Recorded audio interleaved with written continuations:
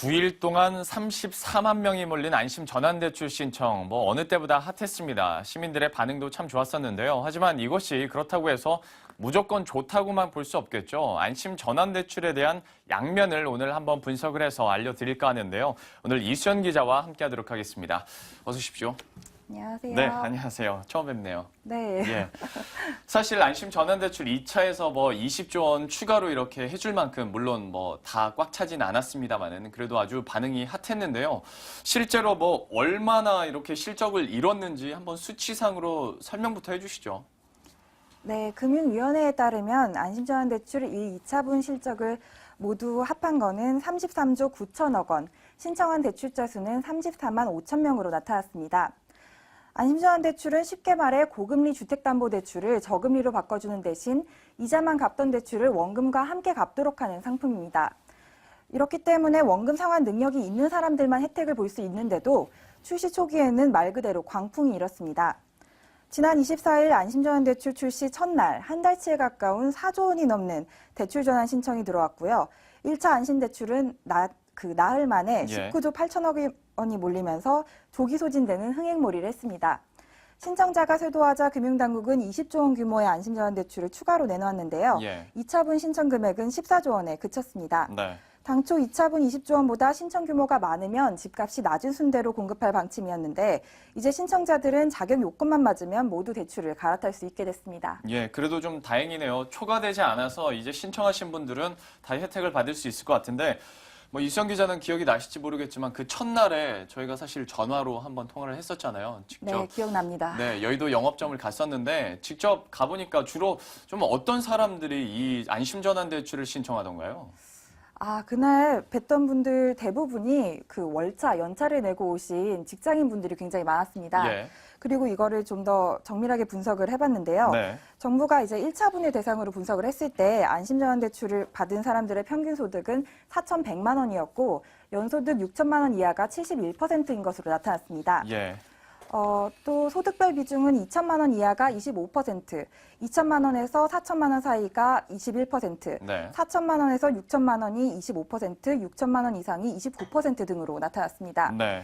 2천만 원의 저소득층에도 25%가 공급되긴 했지만 6천만 원 이상의 소득을 가진 상대적으로 여유가 있는 계층도 30% 가까이 수혜를 받았다는 점이 눈에 띕니다. 또 안심전환대출자의 담보물인 주택 평균 가격은 약 3억 원이었고 6억 원이 넘는 가격의 주택 비중은 10% 수준이었습니다.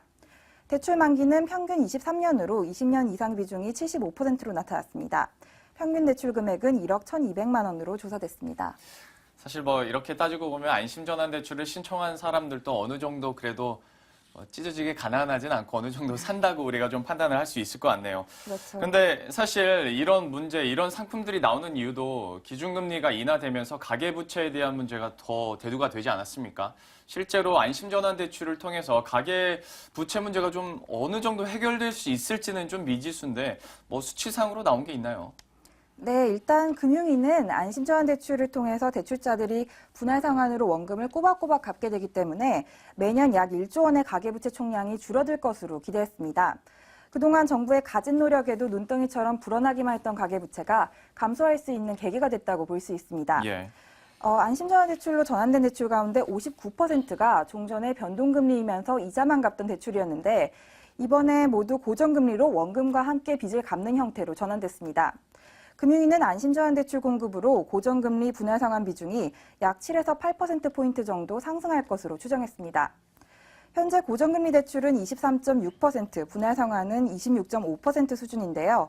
정부는 앞서 가계부채 연착륙 대책에서 내년인 2016년에 이 비율을 30%까지 끌어올리겠다는 계획을 밝힌 바 있습니다. 예. 안심전환대출로 고정금리 분할 상환 대출 비중이 확 늘어나면서 벌써 내년 목표치를 달성하게 된 겁니다. 임종윤 금융위원장 역시 앞서 안심전환대출의 목적을 분명히 밝힌 바 있는데요. 잠시 함께 브리핑 영상 보시겠습니다. 네.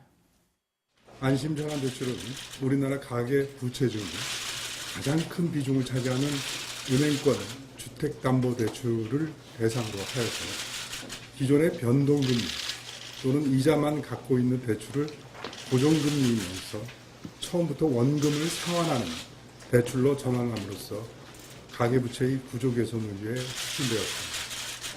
즉, 전체 가계부채의 증가 없이 처음부터 빚을 나누어 갚아 나가고 금리 변동 위험을 최소화하는 구조를 정착시키기 위해 추진하는 것입니다.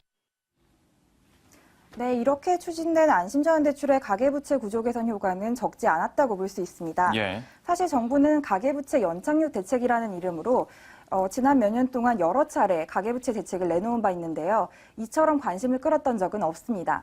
금융당국으로서는 상당히 고무될 수밖에 없는 상황입니다. 예, 역시 좀 금융당국으로선 고무될 수 있는 건데 앞서 제가 오프닝에서 말씀드린 것처럼 이게 무조건 좋은 건 아니지 않겠습니까? 분명히 우려가 지금 나오고 있을 텐데 과연 그 우려의 내용들은 어떤 것들이 있나요?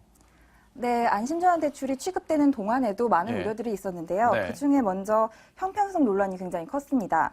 안심전환대출로 전한다는 건 아까도 말씀해 주셨지만 예. 어쨌든 빚을 갚을 여력이 어느 정도 있는 상대적으로 여유가 있다는 의미이기도 합니다. 예. 그렇기 때문에 정말 원금을 갚을 수 없을 정도로 힘든 상황에 있는 사람들은 그 안심전환대출을 신청할 엄두조차 못 내는 경우가 많았는데요. 예. 제2금융권에서 대출받은 사람들도 대상이 되지 않았습니다. 네.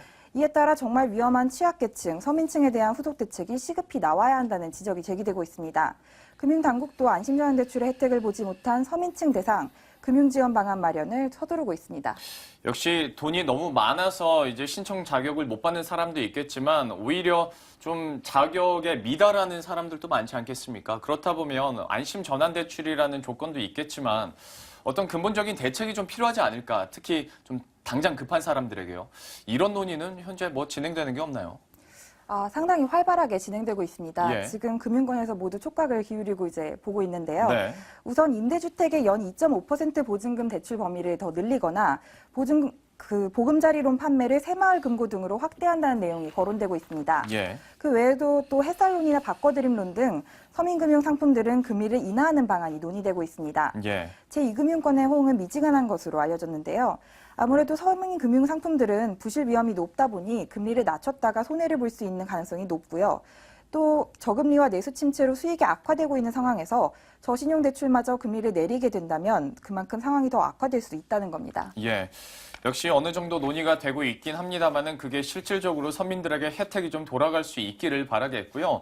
저희가 이 얘기하면서 항상 말씀드렸던 또 한 가지 우려 중에 하나가 은행권의 수익성 악화입니다. 특히 은행권에서는 뭐 추가 2차까지 나오다 보니까 더 울상을 지을 수밖에 없는데 이제 은행권 분위기는 좀 어떻던가요?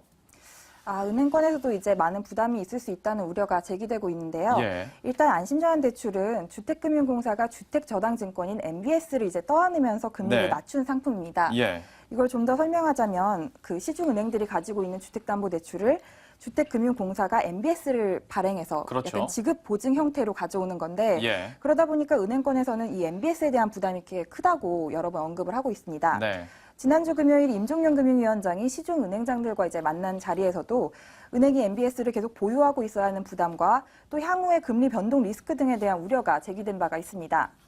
금융위는 이제 앞으로 MBS 관련 TF를 주택금융공사와 은행연합회, 시중은행 등이 참여하도록 구성해서 이제 시장 동향을 좀 면밀히 점검하겠다는 방침이고요. 예. 또 MBS가 원활하게 발행될 수 있도록 다양한 매각 방안 등을 검토하겠다고 했습니다. 네. 또 이 외에도 은행권에서는 안심전환대출 금리에 근접한 다양한 주택담보대출 상품들을 출시하고 있는데요. 아무래도 이제 소비자들이 이 안심전환대출 2.2%대 중반 그 금리에 익숙해지다 보니까 네. 은행권의 금리가 높게 느껴질 수가 있잖아요. 그럴 수 있죠. 예. 그래서 은행권에서도 좀 더 낮은 금리의 상품을 내놓으려고 많이 노력을 하고 있는데 네. 이렇게 금리가 낮아지면 소비자들은 혜택을 볼 수 있지만 은행권으로서는 부담이 될 수밖에 없습니다. 팔수록 손해라는 말까지 나오니까요, 이제는. 그렇죠. 예.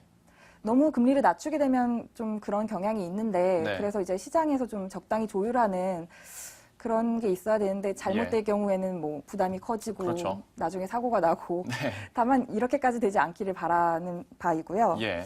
또 이 외에도 이제 안심전환대출을 앞세운 피싱 사기도 최근에 기승을 부리고 있다고 합니다. 그래요? 네. 현재 안심전환대출 신청은 모두 마감됐고 3차 안심전환대출은 없다고 정부가 분명히 밝혔습니다. 그렇기 때문에 안심전환대출을 언급하면서 낮은 금리로 전환해주겠다고 현혹하는 문자들은 사기일 가능성이 굉장히 큽니다. 그럴 가능성이 있겠네요. 그러니까 혹시 여러분들 휴대전화로 뭐 2차 신청자가 좀 미달이 돼서요. 추가적으로 좀 혜택을 드리려고 하는데요. 한번 안심 전환대출 받아보시겠어요? 라고 전화가 오다면 절대 믿으시면 안 될 것 같습니다. 임종용 회장도 3차는 없다고 못을 네. 박았고 더 이상 없기 때문에 좀 이 부분은 여러분들이 각별히 유의하셨으면 좋겠고요. 안심 전환대출 굉장히 핫하게 그리고 많은 사람들의 호응을 얻긴 했지만 역시 장단이 있다는 점, 은행권의 수익성악화는 좀 앞으로 당분간 좀 이어질 수밖에 없는 상황이라는 점까지 저희가 한번 체크를 해드렸습니다. 지금까지 증권부의 이수연 기자와 함께했습니다. 고맙습니다. 감사합니다.